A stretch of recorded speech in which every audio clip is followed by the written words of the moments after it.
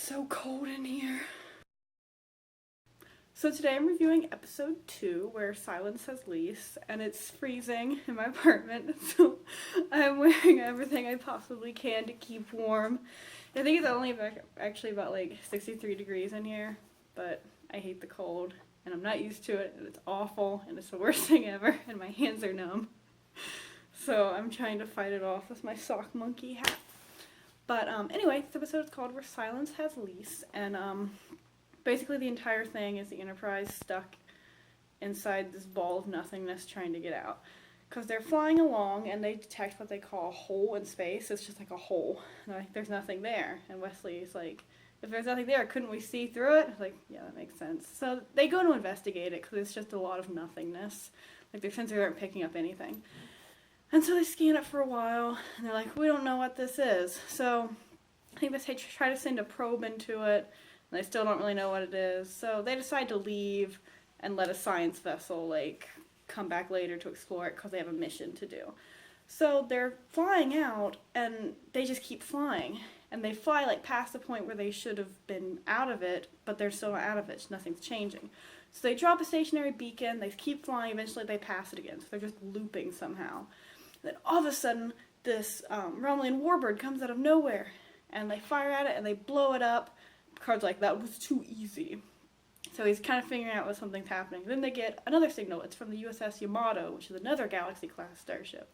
So there's no life signs aboard. They won't answer to hails. They don't know what's going on. So they send Worf and Riker over there to investigate. And they're walking around the corridors, they're beamed in the wrong spot. They go into the bridge, there's no one there. They take a door off the bridge, and all of a sudden there's another bridge. So they keep looping through different bridges. So eventually the transporters are disrupted, so they get the transporters back, they're beaming back. Right before they beam back, the Enterprise sees a hole in the thing that they're inside, like they see stars through it. They're like, we need to go.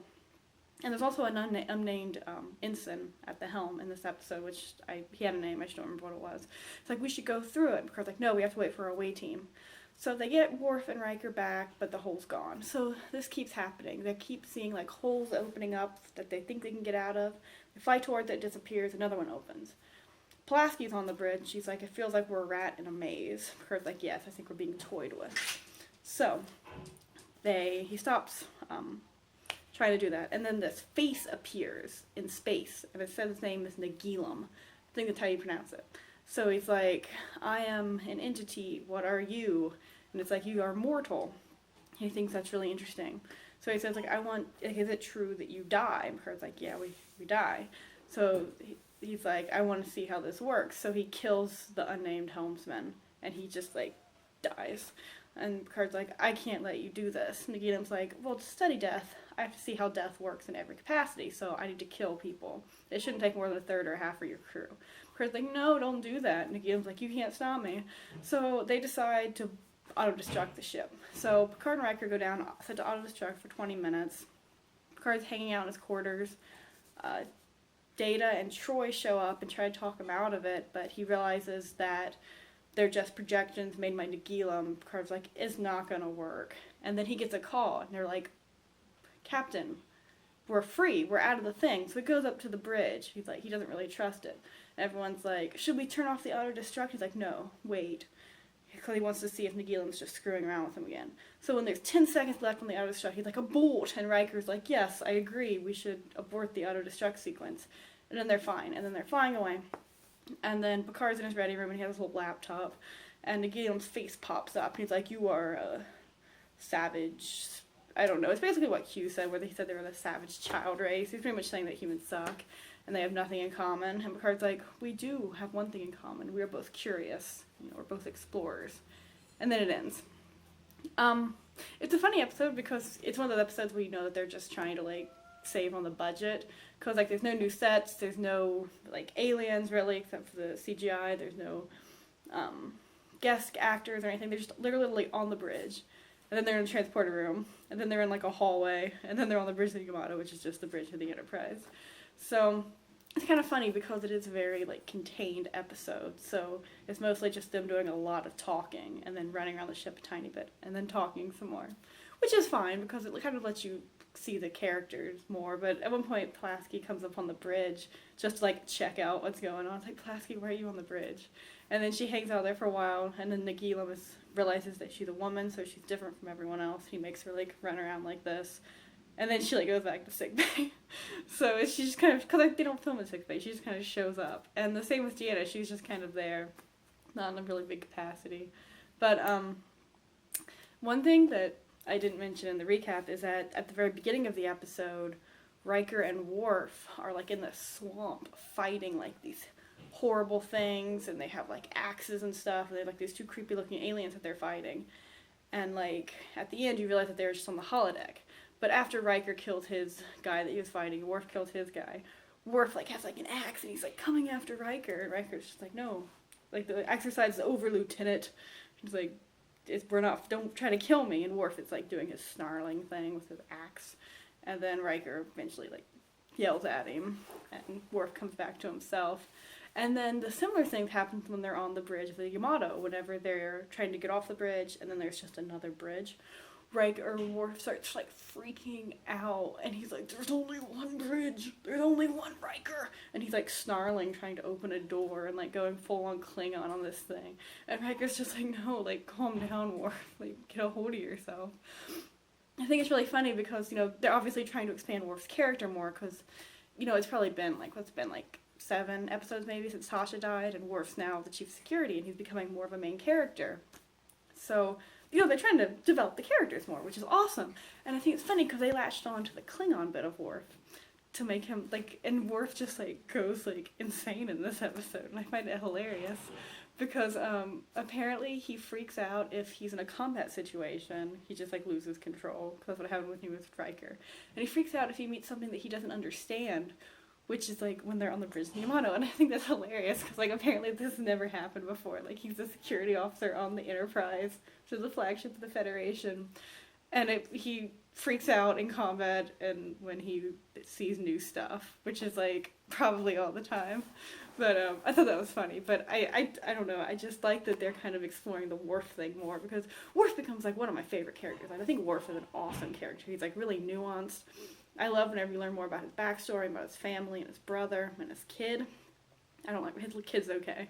But, in the first season episode of Heart of Glory, when the 3 rogue Klingons come on board, you kind of had a little bit of, you know, Worf's a Klingon moment, where they kind of explored that, where they're questioning his loyalty, and then he had, like, the Klingon death cry when when one Klingon died. You get the sense that you don't know everything about Worf. He is part of the crew, and he's Starfleet, but he's also a Klingon, which plays a big role in who he is. And I like that they're exploring that more. So that was something that I really liked about the episode. I don't understand why their first instinct is to just blow up the ship. Like, I get that they realized they were being toyed with. They didn't think that they could stop this entity from killing their crew, and, you know, like, Picard doesn't want his crew to be killed horribly in all these different ways as part of the science experiment. He would rather just blow up the ship, and I agree with that, but just the fact that it happens so quickly. Like, they see the warbird, they try to get out from all the different exits, they get on the Yamato, and then his crew member dies, and then all of a sudden it's like, we're blowing up the ship. And I just find that weird, because obviously since it is only a 45-minute episode, you have to condense things. It's not like it's happening in real time. I'm sure they gave it more thought than that. But it's just like, that's a really big deal. There's like 1,000 people on your ship. And when Q wanted to kill everyone on this ship, they at least tried to reason with him. Like, you know, Q was like, you're all horrible. And Picard, like, let me prove to you that we're not horrible. And he didn't really try to do that with Nagilum at all. Granted, Nagilum didn't give the sense that he was willing to be persuaded, but, like, so much of the episode was building up to the moment when he told them that he was going to kill the crew. Decisive hand motions that shows that I'm serious. But so much of the episode was building up to that after that, it was like, yeah, let's blow it up. There is a moment that I like when he's talking to Data and Troy, and that they kind of show up at his quarters, and Troy's like, this is wrong, what you're doing. And Data's like, I agree, Picard, this is wrong. And Data kind of is asking about the nature of death, and Picard kind of goes off, and like, some people believe nothing happened, that we just end. Some people believe that we like go to paradise. I personally believe that my cat wants attention. I believe that my cat wants attention.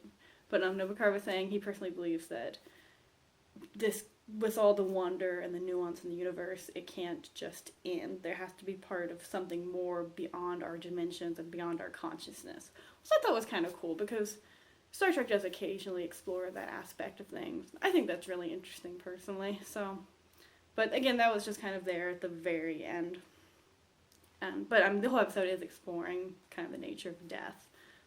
At least parts of it are. So that's nice that they kind of had a discussion about death in there.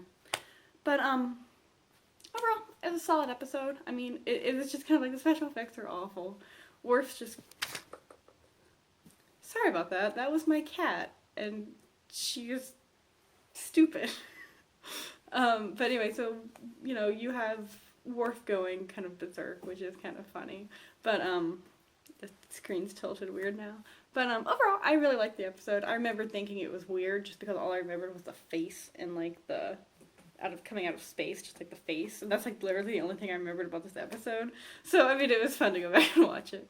But yeah, as always, thank you for watching, and stay tuned for more episode reviews and more hats.